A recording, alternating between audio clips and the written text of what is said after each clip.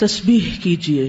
جہاں تک تسبیح کرنے کا حکم ہے تو وہ نماز کے اندر بھی اور نماز کے علاوہ بھی ہمیں اس کی تاکید ملتی ہے اور اس کا بہت فائدہ اور ثواب ہے.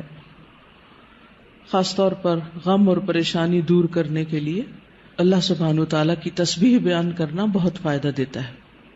اسی طرح نماز کے سجدے کے علاوہ جیسے سجدہ تلاوت ہے، سجدہ سہو ہے، سجدہ شکر ہے، تو ان تمام سجود میں بھی تسبیح کا حکم ہے.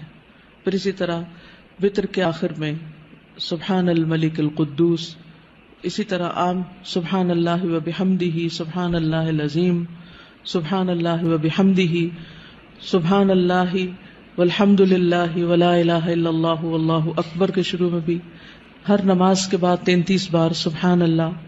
اسی طرح سبحان اللہ و بحمدہ عدد خلقہ ورضا نفسہ. تو تسبیح کے کئی صیغے ہمیں ملتے ہیں، تو ہمیں اپنی زندگی میں کثرت کے ساتھ اللہ سبحانہ وتعالیٰ کی تسبیح کرنی چاہیے. پس آپ نصیحت کیجیے. ذکر میں کچھ اذکار ایسے ہیں جن کی قرآن و سنت میں کثرت کے ساتھ وصیت کی گئی، اور اگر انسان ان اذکار کی روزانہ پابندی کرے تو بہت سی پریشانیوں، غموں، تکلیفوں، بیماریوں اور گناہوں سے بچا جا سکتا ہے. یہ ذکر قلعہ ہے، محفوظ قلعہ. جب انسان اللہ کا ذکر کرتا ہے تو ایک محفوظ قلعے میں آ جاتا ہے. کس کس چیز سے قلعہ ہے؟ کس کس شر سے؟ ہر پریشانی، غم، تکلیف، بیماری، گناہ، ان سب چیزوں سے محفوظ ہو جاتا ہے.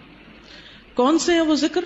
نمبر 1 الصلاۃ علی رسول اللہ، رسول اللہ صلی اللہ علیہ وسلم پر درود بھیجنا. نمبر 2 کثرت الاستغفار. ہر غم سے نجات مل جاتی ہے انسان کو جب انسان استغفار کی کثرت کرتا ہے. یا ذا الجلال والاکرام کی کثرت. رسول اللہ صلی اللہ علیہ وسلم نے اس کی تاکید کی ہے کہ کثرت سے یا ذا الجلال والاکرام پڑھا کرو. آج ہم میں سے کس نے کتنی دفعہ پڑھا؟ شاید ایک دفعہ بھی نہ پڑھا ہو. تو اس کی عادت ڈالیے. جو میں آپ کو 5 ذکر بتانے لگی نا، ڈیلی میک شور کہ آپ یہ کرتے ہیں، چاہے کچھ دفعہ ہی کریں. تھوڑا شروع کریں گے، زیادہ کی بھی عادت ہو جائے گی انشاءاللہ. لیکن اس کا فائدہ بہت زیادہ ہوگا. فائدہ یہ کہ آپ بہت سے غموں اور پریشانیوں سے نکل آئیں گے. جب ان سے نکلیں گے تو آپ کا وقت بچنے لگے گا، اور وہ وقت آپ مزید انویسٹ کر سکتے ہیں ذکر ہی میں. پہلا کیا ہے؟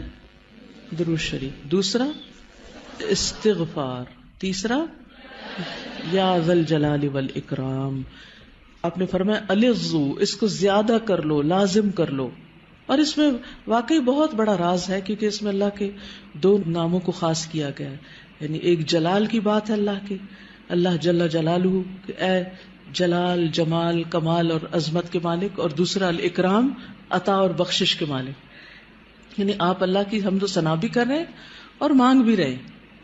چوتھا لا حول ولا قوت الا باللہ. نبی صلی اللہ علیہ وسلم نے صحابہ کو اس کی بہت تاکید کی اور فرمایا کہ یہ جنت کے خزانوں میں سے ایک خزانہ ہے. اور آپ اس کو پڑھنا شروع کریں تو آپ عجیب و غریب تبدیلی اپنے اندر پائیں گے.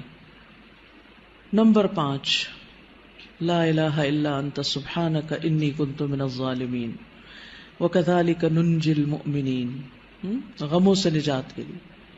اور پھر سبحان اللہ والحمد للہ ولا الہ الا اللہ واللہ اکبر ولا حول ولا قوت الا باللہ.